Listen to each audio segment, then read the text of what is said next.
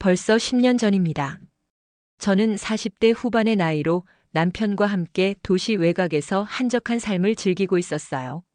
딸은 도시로 떠나 공부 중이었고 우리 부부는 오랜만에 여유로운 저녁 산책에 나섰죠.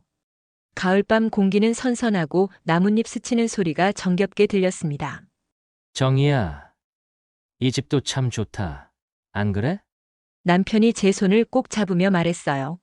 그럼 이렇게 조용한 곳에서 당신이랑 걷는 게 난 참 좋아.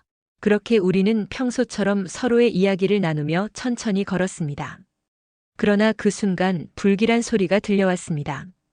차의 엔진 소리가 비정상적으로 거칠었고 불빛이 우리 쪽으로 휘청이며 다가오고 있었어요.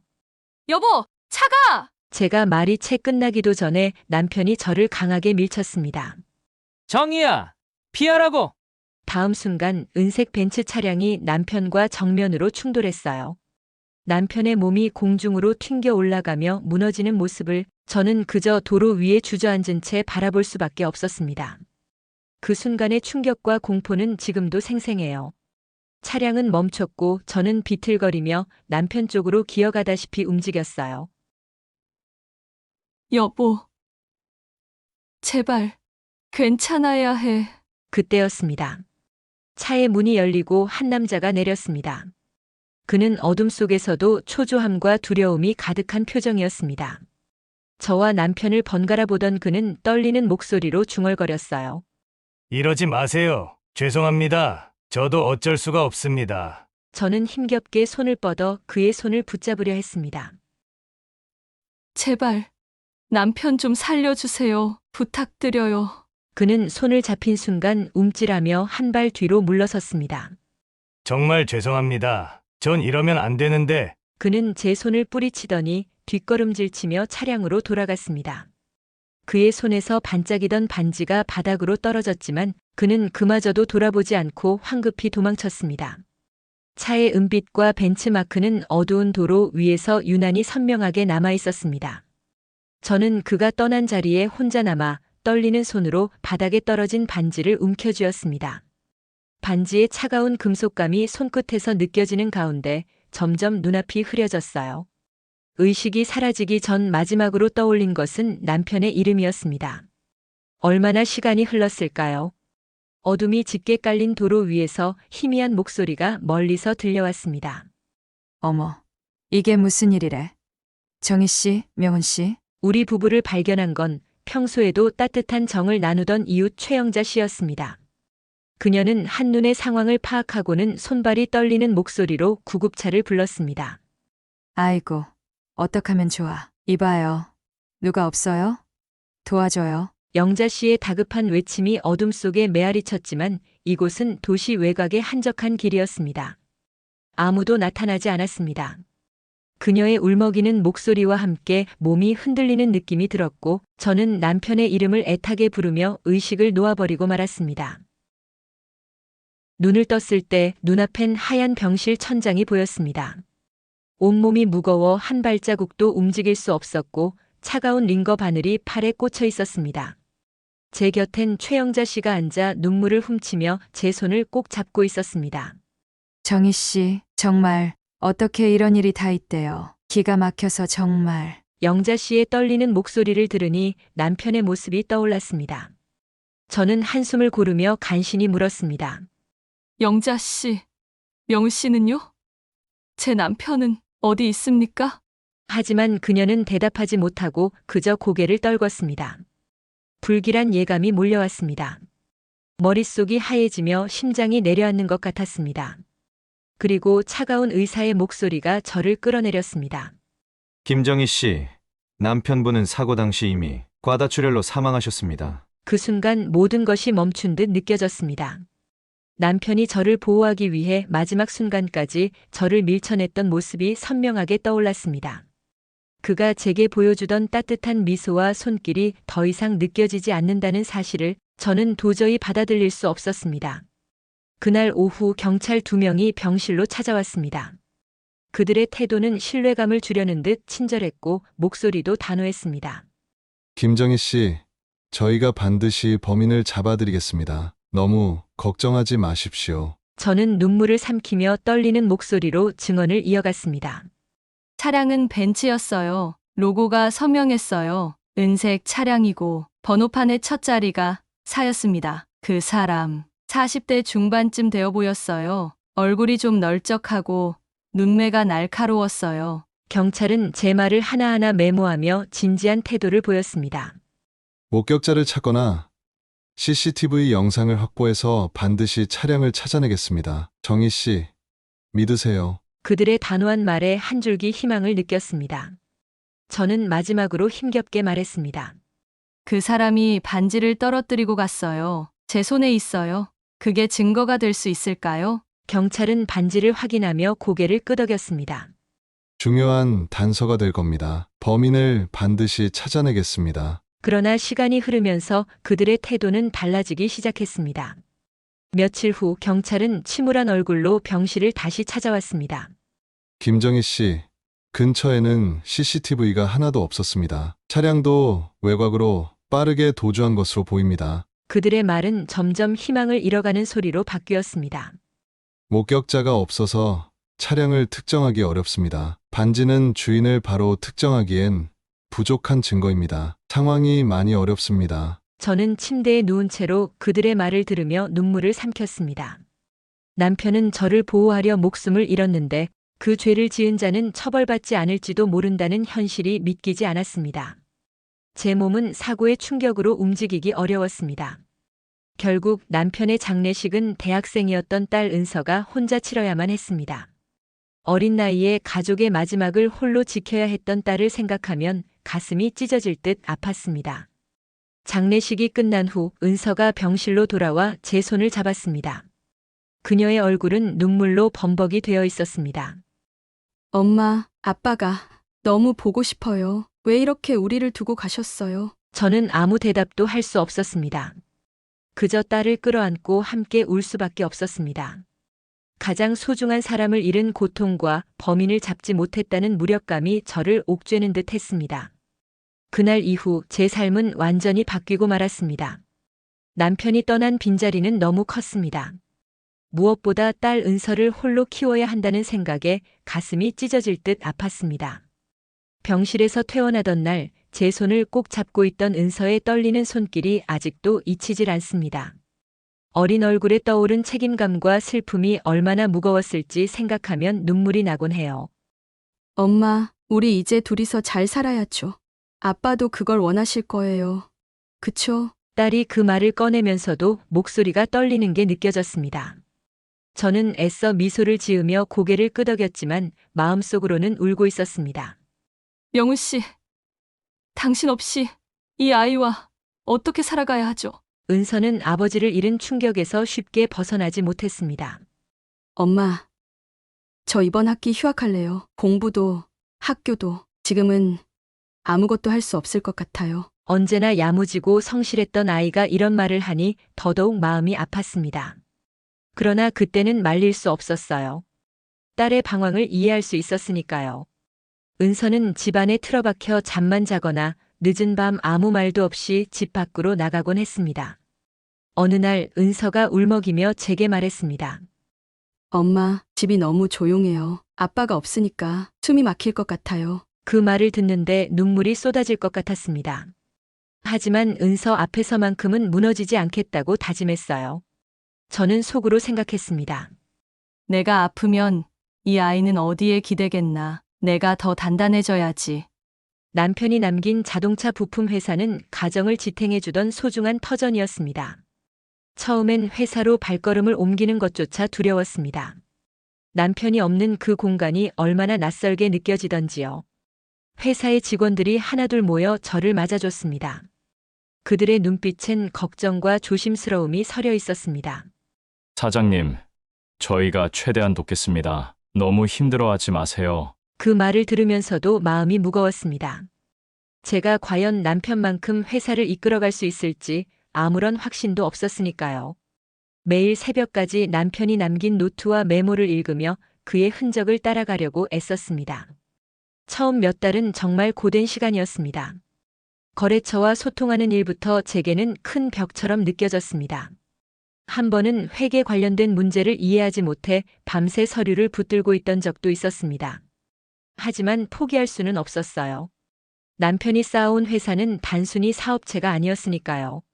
그것은 우리 가족의 희망이었고 남편의 열정 그 자체였습니다. 시간이 지나면서 저는 조금씩 회사에 익숙해져 갔습니다.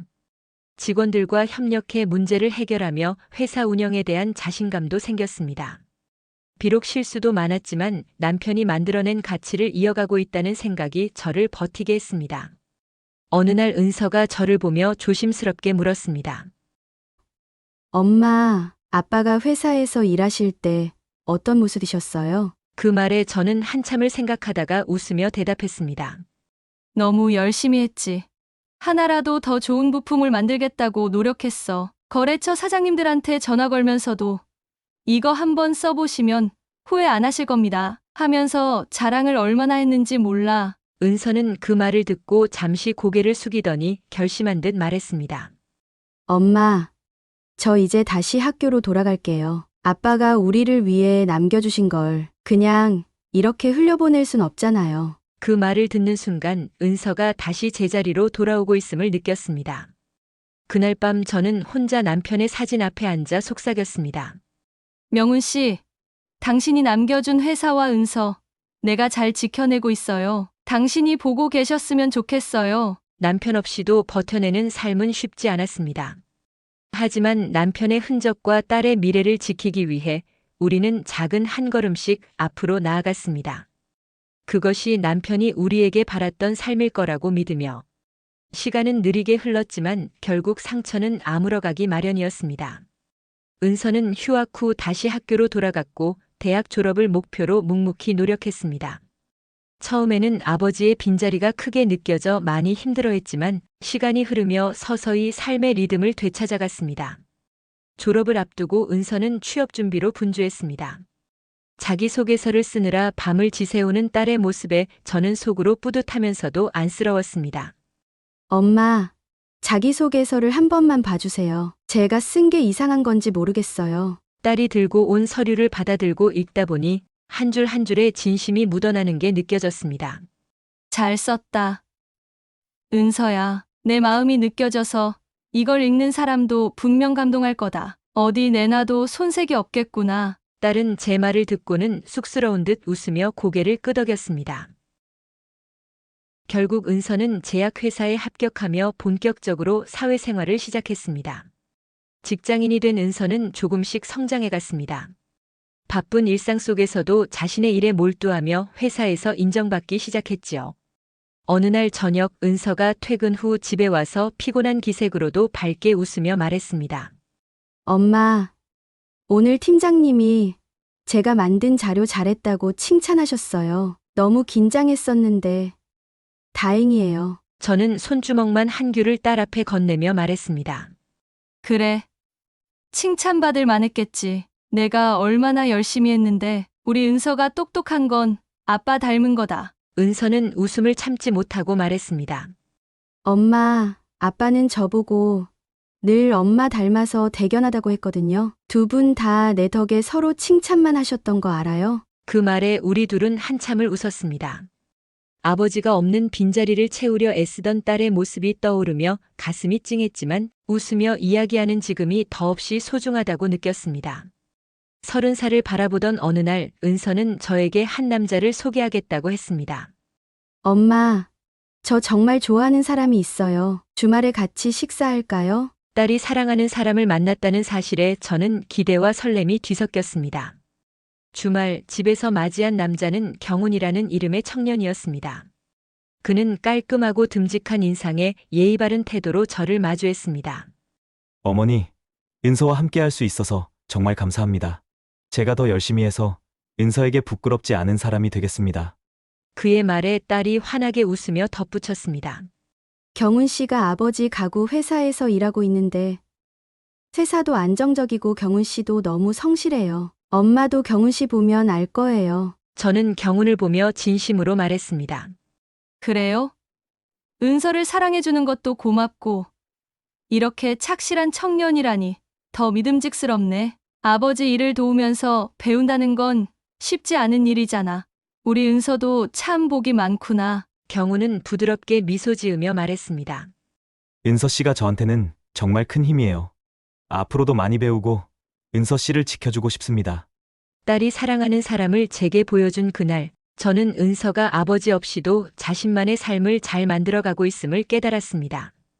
저녁이 지나고 집으로 돌아간 경운을 뒤로 하고 은서가 부엌에서 설거지를 돕다가 말했습니다. 엄마, 아빠가 계셨으면 참 좋아하셨을 거예요. 경훈 씨랑 이야기하면서 이런 말씀하셨을 것 같아요. 은서가 좋은 사람 만났구나 하고요. 저는 고개를 끄덕이며 웃었습니다. 맞아.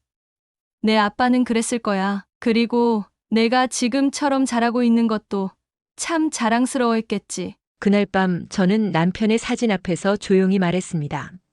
영훈 씨, 우리 은서 참 잘 컸지요? 당신 없어서 힘들었지만 지금 이 아이가 이렇게 잘 살아가고 있어요. 앞으로도 우리 은서 잘 지켜봐 주세요. 그렇게 딸이 스스로의 삶을 꾸려가며 성장한 모습은 제게 더할 나위 없는 위안과 기쁨이었습니다.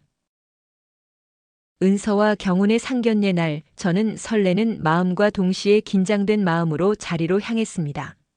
딸의 새로운 출발을 축하해야 할 자리였지만 묘하게 심장이 두근거리는 것을 멈출 수 없었습니다.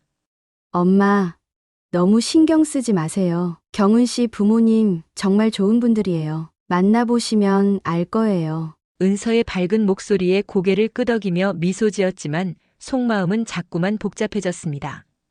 상견례 장소는 아늑하고 품격 있는 한정식 집이었습니다. 경운의 부모님은 우리보다 먼저 도착해 있었고 우리는 인사를 나누며 자리에 앉았습니다. 그런데 경운의 아버지가 첫 인사를 건네는 순간 제 심장은 얼어붙었습니다. 반갑습니다. 경훈이 부모입니다. 우리 아이 잘 부탁드립니다. 그의 목소리.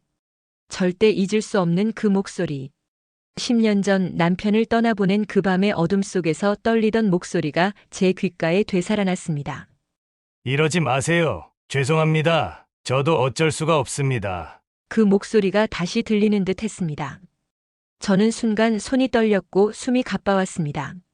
어떻게 이런 일이, 왜 이 사람이 여기 있는 거지? 저는 은서를 바라봤습니다.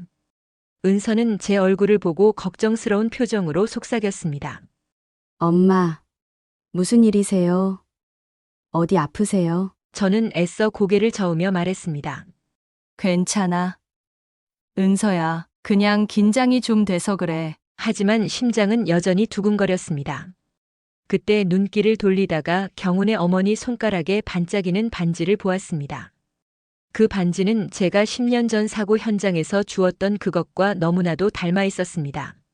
저는 침착한 척하며 경운의 어머니에게 말을 건넸습니다. 어머님 반지가 정말 예쁘네요. 어디에서 구입하신 거예요? 그녀는 미소를 지으며 손을 들어 보였습니다. 이 반지요? 사실 오래된 커플링이에요. 우리 남편하고 맞춘 건데 이 사람이 덜렁이라서 제 것만 남았어요. 그 말을 듣는 순간 저는 경운의 아버지를 힐끔 쳐다보았습니다. 그는 순간적으로 불편한 표정을 지었고 입술을 꾹 다물며 고개를 살짝 돌렸습니다. 그 미세한 반응이 저를 확신으로 몰아넣었습니다. 뭔가 숨기고 있다. 이 반지와 이 사람은 분명히 연결되어 있다. 저는 자연스러운 척하며 스마트폰을 꺼내 그녀의 반지를 사진으로 찍었습니다.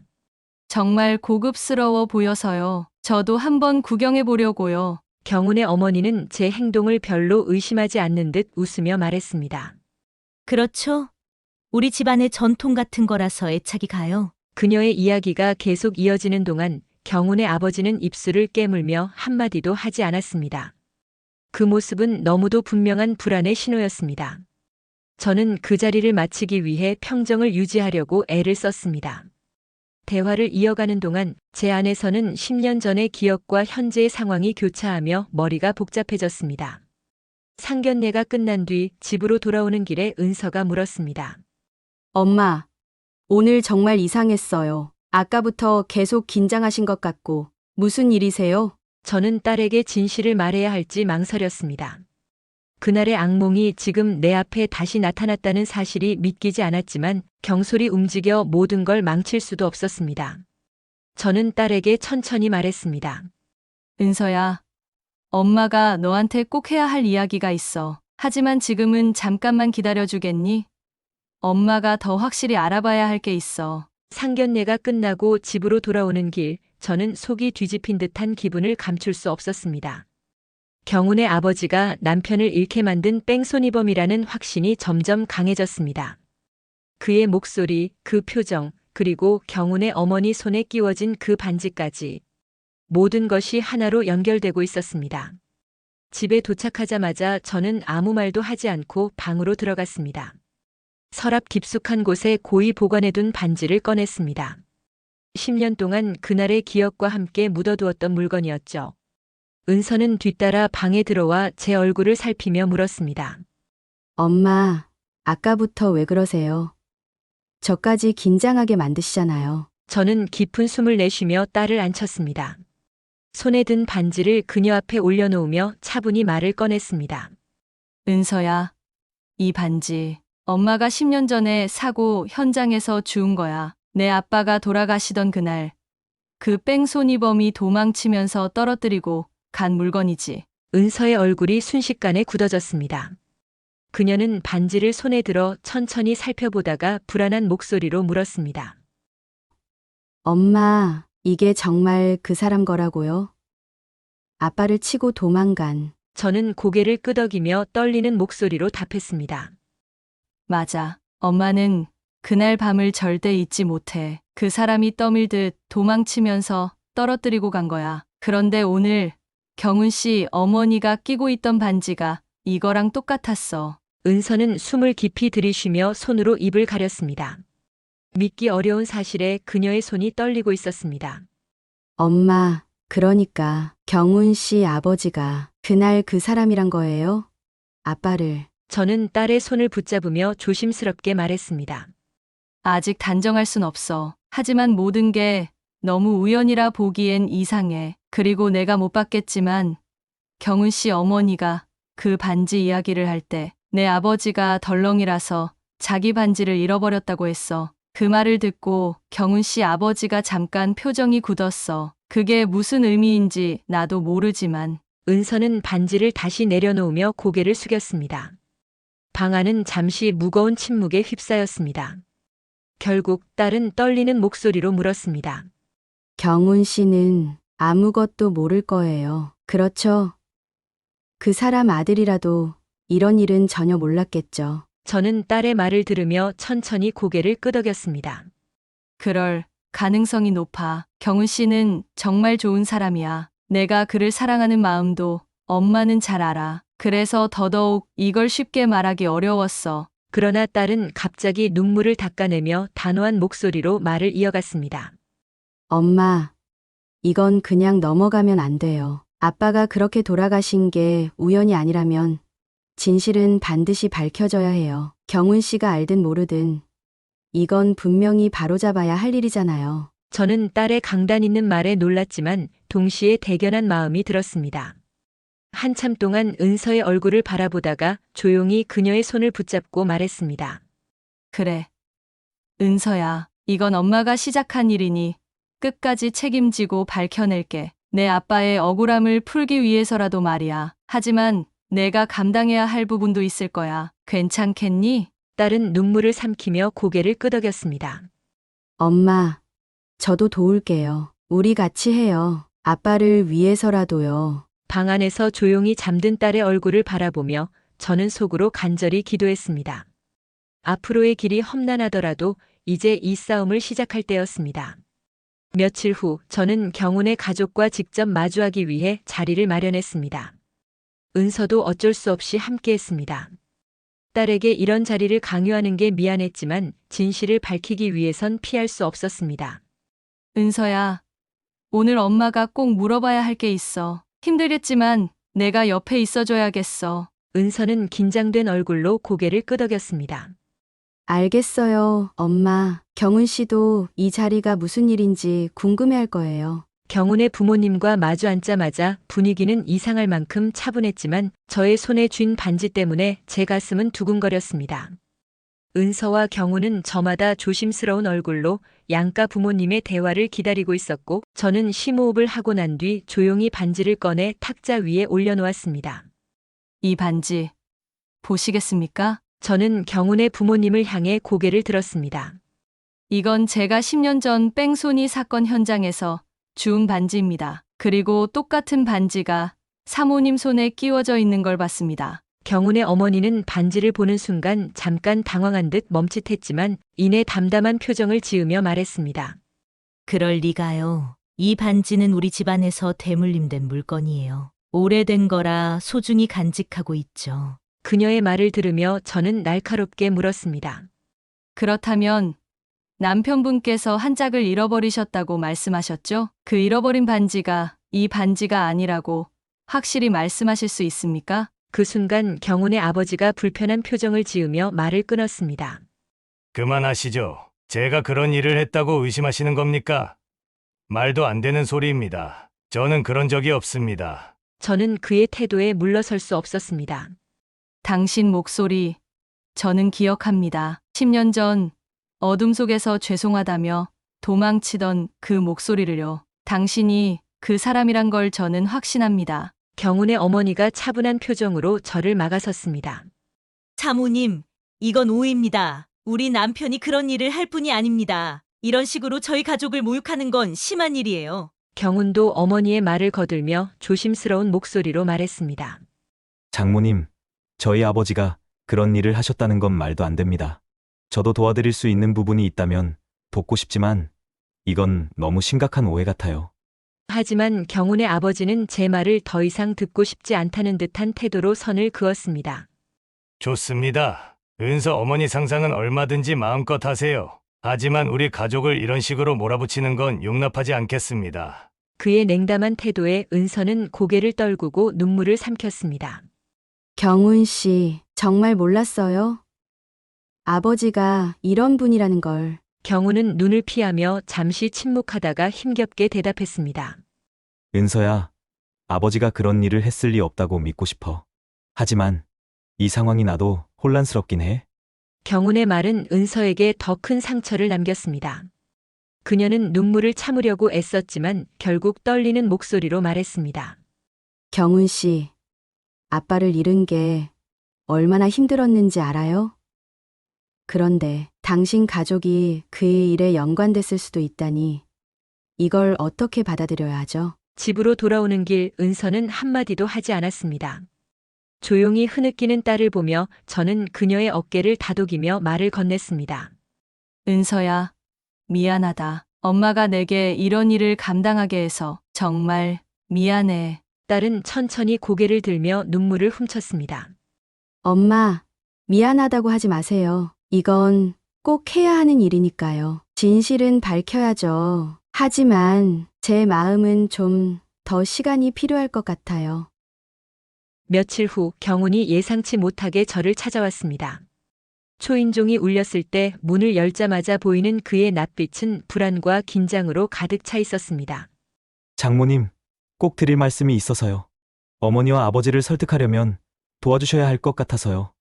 그의 진지한 태도와 낮은 목소리에 저는 잠시 머뭇거렸습니다. 그래요. 들어와요. 차 한잔 하면서 이야기합시다. 경운은 거실에 앉자마자 자신의 목소리를 가다듬으며 말했습니다. 장모님, 저도 이번 일이 많이 힘들고 혼란스러워요. 하지만 부모님과 대화하려면 장모님이 가진 반지를 보여드리는 게 중요할 것 같아요. 직접 보시고 오해를 푸실 수도 있으니까요. 저는 그의 말을 듣고 속으로 씁쓸한 웃음을 삼켰습니다. 결국 목적은 그거였군. 그러나 겉으로는 평정을 유지하며 말했습니다. 경운 씨, 그 반지는 이미 금고에 넣어둔 상태예요. 그리고 이건 우리 가족의 중요한 증거라 어디에 보여줄 수 있는 물건이 아닙니다. 제 단호한 대답에 경운은 잠시 침묵하더니 어색한 웃음을 지으며 고개를 끄덕였습니다. 그럼 금고에 보관된 걸 보여주실 수 있을까요? 제가 어머니를 설득하려면 그게 필요할 것 같아서요. 그의 태도가 점점 노골적으로 변하자 저는 경계심을 놓지 않았습니다. 경운 씨, 그건 어려운 일입니다. 설득은 당신이 해야 하는 거지. 이 반지가 없어도 충분히 대화할 수 있을 겁니다. 그런데도 그는 집요하게 말을 이어갔습니다. 장모님, 어머니와 아버지를 설득할 수 있는 가장 확실한 방법이에요. 이게 해결되지 않으면 은서와 저도 힘들어질 테니까요. 저는 점점 심장이 뛰기 시작했습니다. 그의 시선은 이제 말하는 동안 집안 곳곳으로 슬쩍슬쩍 움직이고 있었습니다. 그가 단순히 설득을 위해 온 게 아니라는 확신이 들었습니다. 그러던 순간 경운이 갑자기 자리에서 일어나 거실을 서성거리기 시작했습니다. 장모님, 혹시 금고가 어디 있는 건지 제가 찾아볼 수 있을까요? 제가 직접 가져가서 어머니께 보여드리면 더 설득이 쉬울 것 같아요. 경운 씨, 저는 목소리를 높이며 단호하게 그를 불렀습니다. 그만 두세요. 우리 집에서 뭘 찾으려고 하는지 모르겠지만 그런 행동은 용납할 수 없어요. 그럼에도 그는 대답 대신 주변 서랍장과 책장 쪽으로 천천히 다가갔습니다. 정말 죄송한데, 장모님. 이건 은서를 위해서라도 필요한 일이에요. 그가 손을 뻗어 서랍을 열려는 순간 방에서 나와 이 모든 광경을 지켜본 은서가 큰 소리로 외쳤습니다. 경훈 씨, 지금 뭐 하는 거예요? 경우는 당황한 듯 멈칫했지만 곧 억지로 미소를 지으며 변명했습니다. 은서야, 오해하지 마. 내가 어머니를 설득하려고 한 거야. 반지가 필요해서. 그러나 은서는 한 걸음 다가가 단호한 목소리로 그를 막아섰습니다. 당신이 우리 집안을 뒤지고 다니는 게 설득이에요? 정말로 이 반지가 왜 중요한지 이해조차 못하겠다는 거죠? 경우는 더듬거리며 말을 이었습니다. 아니야, 은서야. 그냥 그게 어머니께 보여드리면 더 좋을 것 같아서 그런 거지. 다른 의도는 없어. 은서는 경운의 말을 듣고도 흔들리지 않았습니다. 그만 돌아가요. 경훈 씨, 당신이 정말 날 생각한다면 더 이상 이런 행동하지 마세요. 이건 우리 가족에게 너무 중요한 문제고 당신은 이미 신뢰를 잃었어요. 저는 뒤에서 딸의 손을 잡으며 말했습니다. 경운 씨, 반지는 이미 금고에 보관되어 있고 당신이 손댈 수 없는 곳에 있습니다. 더 이상 우리를 곤란하게 하지 마세요. 오늘 일은 여기서 끝내는 게 좋을 것 같네요. 경우는 결국 아무 말도 하지 못하고 머쓱한 표정으로 집을 나섰습니다. 그의 뻔뻔한 태도와 행동은 저와 은서에게 큰 상처를 남겼습니다. 은서는 돌아서며 눈물을 삼켰습니다. 엄마, 경훈 씨가 이런 사람이었을 줄 몰랐어요. 아빠의 죽음과 관련된 일에 이 가족이 연루됐다는 사실도 너무 힘들지만 그걸 덮으려고 하는 모습이 더 끔찍해요. 저는 딸의 어깨를 다독이며 말했습니다. 은서야, 지금은 아프겠지만 진실을 밝혀야만 우리 모두가 앞으로 나아갈 수 있어. 경운이든 그 가족이든 그들이 숨기려는 건 반드시 드러날 거야. 경운의 가족과의 충돌 이후 저는 경찰서를 다시 찾았습니다. 이 일을 그냥 묻어둘 수는 없었습니다. 담당 수사관이 자료를 꺼내며 조심스럽게 말을 꺼냈습니다. 김정희 씨, 공소시효가 몇 달밖에 남지 않았습니다. 새로운 증거가 필요합니다. 사고 기록은 있지만 추가적인 단서가 없다면 수사가 어렵습니다. 저는 주먹을 꽉 쥐고 반지를 그에게 내밀었습니다. 이 반지가 현장에서 발견된 물건입니다. 차량 번호판의 첫 글자가 사였다는 기억도 분명해요. 이 반지와 함께 블랙박스 영상이나 차량 기록을 다시 확인해 주세요. 수사관은 반지를 손에 들고 한참 동안 들여다보더니 고개를 끄덕였습니다. 알겠습니다. 번호판과 차량 소유 기록, 당시의 블랙박스 영상을 최대한 찾아보겠습니다. 시간이 촉박하지만 가능한 모든 노력을 기울이겠습니다. 경찰의 말에 작은 희망이 생겼지만 동시에 시간이 부족하다는 현실의 초조함이 커져갔습니다. 수사관은 차량 번호판의 앞자리 4를 단서로 그 시기에 신고된 모든 자료를 확인하기 시작했고 주변 블랙박스 영상을 확보하기 위해 그 시절 기록을 샅샅이 뒤졌습니다. 며칠 후 수사관이 중간 경과를 전하며 말했습니다. 아직 뚜렷한 증거는 확보되지 않았습니다. 블랙박스 영상도 오래돼서 데이터가 남아있지 않은 경우가 많습니다. 하지만 포기하지 않고 계속 찾겠습니다. 저는 절박한 마음으로 대답했습니다. 부탁드립니다. 제발 이번엔 꼭 밝혀주세요. 이 일이 그냥 묻히면 안 됩니다. 며칠이 더 지나고 경찰서에서 다시 연락이 왔습니다. 담당 수사관의 목소리는 조심스러웠지만 분명 희망이 담겨 있었습니다. 김정희 씨, 그 시기에 블랙박스 영상 중에 의심 차량을 발견했습니다. 차량의 번호판 앞자리가 4로 시작하는 은색 벤츠 차량입니다. 가슴이 떨리면서도 저는 침착하려 애쓰며 물었습니다. 그럼 그 차량이 경훈 씨 아버지 차량이라는 증거가 있나요? 수사관은 답했습니다. 차량 소유 기록을 확인한 결과 당시 한동진 씨, 그러니까 경훈 씨 아버지가 소유했던 차량과 일치합니다. 다만 현재 그 차량은 이미 다른 사람에게 팔려 넘어간 상태입니다. 그 말을 듣고 한순간 실망감이 몰려왔지만 수사관은 곧이어 결연한 목소리로 말을 이었습니다. 하지만 정비 기록과 과거 데이터를 통해 사고 당시 그 차량이 한동진 씨 소유였다는 것을 입증할 수 있습니다. 또한 차량의 번호판 정보와 블랙박스 영상이 결합되면 결정적인 증거로 사용될 가능성이 높습니다. 그의 말에 작은 안도감을 느꼈습니다. 이건 확실한 진전이었습니다. 수사관은 추가적으로 차량의 정비 기록과 이전 소유자 정보, 사고와 관련된 증거를 확보하기 위해 조사에 박차를 가하겠다고 약속했습니다. 수사관은 마지막으로 말을 덧붙였습니다. 이 정도 증거면 법정에서도 충분히 유리하게 작용할 가능성이 있습니다. 다만 조금 더 명확한 정황 증거를 확보할 필요가 있습니다. 그 말에 저는 다시 긴장을 늦출 수 없었습니다. 하지만 이번엔 이전보다 훨씬 더 확신이 들었습니다. 이제 이 싸움의 끝이 보이기 시작했습니다. 결국 경찰이 확보한 증거들과 함께 제가 피해자로서 증언할 수 있는 결정적 증인으로 채택되며 경훈의 아버지 한동진은 뺑소니 혐의로 법정에 서게 되었습니다. 법정에 선 그는 시종일관 자신의 무죄를 주장하며 모든 혐의를 부인했습니다. 저는 그런 일을 한 적이 없습니다. 그날 사고 현장에 있지도 않았습니다. 그의 목소리는 확신에 찬 듯했지만 제가 증인석에 올라 그의 목소리를 듣는 순간 10년 전 기억이 그대로 떠올랐습니다. 검사는 차분히 저를 향해 물었습니다. 김정희 씨, 당시 사고 현장에서 범인의 얼굴과 목소리를 기억하신다고 하셨죠? 저는 단호하게 고개를 끄덕이며 대답했습니다. 네. 그 목소리는 절대 잊을 수 없습니다. 사고를 내고 차에서 내려 저희를 둘러보며 이러지 마세요.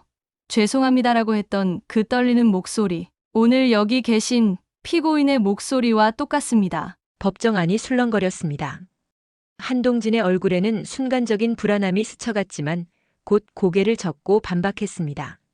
그건 착각입니다. 10년이 지난 기억을 그렇게 확신할 수는 없지 않습니까? 그러나 검사는 곧바로 그의 주장을 반박했습니다. 기억력은 증인의 주관적인 판단일 수 있지만 증인이 범인의 목소리와 얼굴을 정확히 기억하고 있다는 점은 이미 신빙성이 인정받았습니다. 또한 반지와 블랙박스 영상, 차량 소유 기록이 이를 뒷받침합니다. 다음으로 검사는 반지를 제시하며 이어 말했습니다. 이 반지는 사고 당시 현장에서 발견된 물건입니다. 피고인의 부인이 착용 중인 반지와 동일한 커플링이며 사고 현장과 피고인의 연관성을 입증하는 중요한 증거입니다. 피고인의 변호사는 즉각 반박했습니다. 단순히 반지가 똑같다고 해서 그 반지가 피고인의 것이라는 증거가 될 수는 없습니다. 이와 유사한 반지는 누구나 가질 수 있습니다. 검사는 준비해둔 블랙박스 영상을 틀었습니다. 화면에는 번호판 앞자리 4가 선명히 보이는 은색 벤츠 차량이 찍혀 있었습니다.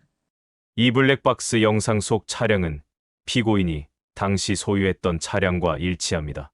차량 번호판과 정비 기록, 그리고 소유 이력을 통해 확인된 사실입니다. 검사의 설명이 이어질수록 법정은 점점 더 피고인에게 불리하게 돌아갔습니다. 결국 판사는 피고인에게 직접 물었습니다. 피고인, 이 모든 증거와 증언에도 불구하고 여전히 자신의 무죄를 주장합니까? 한동진은 입술을 꽉 깨물며 침묵을 지켰습니다. 법정 안은 숨소리 하나조차 들리지 않을 만큼 조용해졌습니다. 판사는 그의 침묵을 확인한 뒤 고개를 끄덕이며 결론을 내렸습니다. 재판이 진행되는 동안 은서는 경훈과의 관계를 끊어야만 했습니다. 그는 끝까지 자신의 부모를 감싸려 했고 그 태도는 은서에게 큰 상처를 남겼습니다. 집으로 돌아온 은서는 방에서 한참을 나오지 않았습니다. 어느 날 문을 두드리자 그녀는 부은 눈으로 나와 제게 말했습니다. 엄마, 제가 정말 바보 같았던 거 맞죠? 아빠를 잃게 만든 가족과 결혼하려고 했으니 저는 딸의 손을 붙잡으며 차분히 말했습니다. 은서야, 내가 어리석었던 게 아니야. 너는 사랑하는 사람을 믿으려 했을 뿐이야. 하지만 이제는 더 중요한 걸 알아야 할 때야. 그 가족은 너를 아프게 할 뿐이야. 은서는 고개를 끄덕였지만 여전히 눈물을 멈추지 못했습니다. 경은 씨도 결국엔 아버지를 감싸려고 했어요. 그걸 이해하고 싶어도 아빠를 생각하면 도저히 용서가 안 돼요. 저는 은서를 꼭 끌어안으며 말했습니다. 내가 힘들어도 잘 견뎌주고 있어서 엄마는 정말 고맙다. 앞으로 내가 더 행복할 수 있도록 엄마가 꼭 도와줄게. 시간이 흐르며 은서는 조금씩 일상으로 돌아갔습니다. 회사 일에 다시 몰두하며 자신의 삶을 하나씩 정리해 나갔습니다. 그녀의 마음속 상처는 쉽게 아물지 않았지만 은서는 강해지려 노력했습니다. 마침내 재판의 마지막 날이 찾아왔습니다. 판결문이 읽혀지는 순간 법정 안의 모든 이가 긴장감 속에 숨을 죽였습니다. 판사가 선고를 내리며 말했습니다. 피고인 한동진은 과실치사 및 뺑소니 혐의가 모두 인정됩니다. 이에 따라 법의 처벌을 받습니다. 판결문이 읽혀지는 순간 피고인은 고개를 숙였고 법정 안은 숙연한 분위기로 가득 찼습니다. 저는 그 자리에 앉아 손을 꽉 쥔 채 깊은 숨을 내쉬었습니다. 그날 10년 동안 묻혀있던 진실이 드디어 밝혀졌습니다. 한동진이 법의 심판을 받는 모습을 보며 저는 억눌렸던 감정이 터져나왔습니다. 딸이 제 옆에서 조용히 손을 잡았습니다. 엄마, 이제 정말 끝난 거죠? 저는 고개를 끄덕이며 말했습니다. 그래. 은서야, 이제 정말 끝났어. 우리도 이제 앞으로 나아가야지. 10년의 긴 여정이 끝난 날, 우리는 비로소 조금씩 평화를 되찾기 시작했습니다. 사건이 마무리된 그날, 나는 은서를 바라보며 비로소 깊은 숨을 내쉴 수 있었습니다. 오랜 시간 억눌려 있던 감정이 밀려들었지만 이번엔 안도의 눈물이었습니다. 은서와 나는 서로를 꼭 껴안았습니다. 말은 없었지만 서로의 가슴 속에 쌓였던 긴장이 그 순간 조금씩 풀리는 걸 느낄 수 있었습니다. 엄마, 정말 끝난 거죠? 이제 다 끝난 거죠? 은서는 떨리는 목소리로 물었지만 그 말 속엔 희미한 안도가 서려 있었습니다. 그래. 은서야, 다 끝났어. 내 아빠도 이젠 편히 쉴 수 있을 거야. 우리 정말 잘 해냈다. 그 순간 모든 게 정리된 건 아니었지만 우리는 작은 평온 속에서 한 걸음 나아갈 준비를 하고 있었습니다. 며칠 후 은서가 차 한 잔을 들고 제 옆에 조용히 앉았습니다. 그녀의 얼굴은 여전히 지친 기색이었지만 마음속에 결심이 서린 듯 단단해 보였습니다. 엄마, 저 이제 새로운 삶을 시작하려고 해요. 그녀는 머뭇거리며 말을 이어갔습니다. 아빠가 돌아가신 게 그냥 아픔으로 끝나지 않게 제가 그 뜻을 잇고 싶어요. 더 열심히 살아가야겠다고 생각했어요. 그 말을 듣는 순간 내 가슴이 먹먹해졌습니다. 이 아이가 얼마나 힘든 시간을 견뎌왔는지 알기에 그 결심이 얼마나 값진 것인지 깨달았습니다. 그래. 은서야, 엄마도 그렇게 생각했어. 내가 새로운 길을 잘 걸어갈 거라고 믿고 있었어. 내 아빠도 내 모습을 보면서 가장 기뻐하실 거야. 은서는 잠시 눈시울을 붉히더니 희미한 미소를 지었습니다. 그 미소는 마치 새로운 시작을 향한 신호처럼 느껴졌습니다. 나 역시 조금씩 내 마음을 추스르기 시작했습니다. 남편을 잃은 시간은 여전히 낯설고 가끔은 그리움이 쏟아질 때도 있었습니다. 그러나 이제는 그 그리움이 더 이상 슬픔만으로 채워지진 않았습니다. 남편이 남긴 사랑과 기억이 여전히 제 삶을 지탱해주고 있었습니다. 어느 날 남편의 사진 앞에 앉아 조용히 속삭였습니다. 당신 덕분에 여기까지 올 수 있었어. 은서도 이제 잘 이겨내고 있어. 나도 당신 없는 세상에서 우리 힘으로 살아가 볼게. 당신이 준 사랑을 간직하면서 말이야. 사진 속 남편의 미소는 늘 그랬듯이 따뜻했습니다. 나는 그 미소를 보며 마음 한구석이 아리면서도 이상하게 평온해지는 걸 느꼈습니다. 시간은 모든 상처를 아물게 하지는 못하지만 함께 나누었던 사랑과 추억을 바탕으로 우리는 조금씩 앞으로 나아가고 있습니다. 은서는 다시 회사에서 새로운 프로젝트를 맡으며 활기를 찾아가고 있었고, 저는 일상의 소소한 행복을 하나씩 되찾고 있었습니다. 과거의 슬픔이 우리를 아프게 했지만 이제는 더 이상 그것에 얽매이지 않기로 했습니다. 사연을 마무리하며 저와 은서가 평온을 찾을 수 있었던 것은 끝까지 포기하지 않았기 때문이라고 생각합니다. 10년이란 긴 시간 동안 억눌려 있던 진실이 드러났고 정의는 결국 실현되었습니다. 이제 저는 은서와 함께 남편의 기억을 소중히 간직하며 살아가고 있습니다. 우리의 이야기가 비슷한 아픔을 가진 누군가에게 작은 위로가 되기를 바랍니다. 감사합니다.